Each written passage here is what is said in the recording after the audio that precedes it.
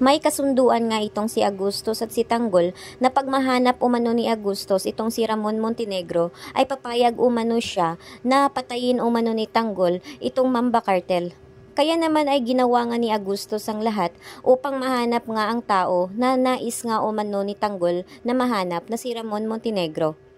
Tagumpay naman itong nahanap ni Agustos at nagkaharap nga itong si Ramon at itong si Tanggol.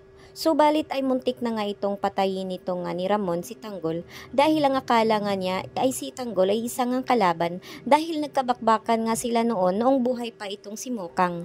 Subalit ay sinabi ni Agustos na wag umano niyang gawin ito dahil importante raw itong si Ramon dito kay Tanggol, ani Agustos.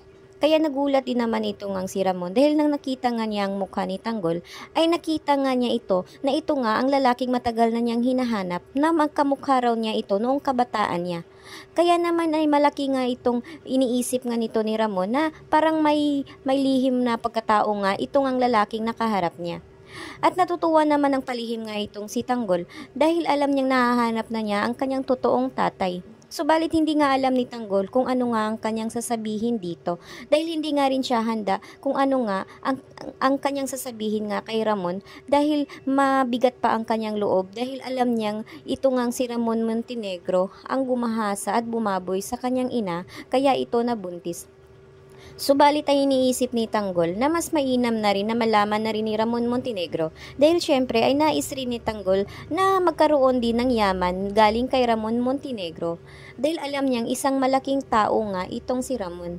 Subalit ay paano nga ni Tanggol ito sasabihin na nauunahan nga siya ng kaba dahil alam niya na baka hindi nga siya paniniwalaan ni Ramon Montenegro.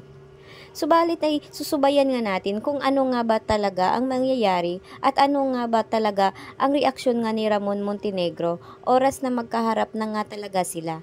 Kaya aalamin natin ang bagong kabanata dito dahil malalaman na rin natin na marami na namang bagong cast nga dito sa Batang Quiapo.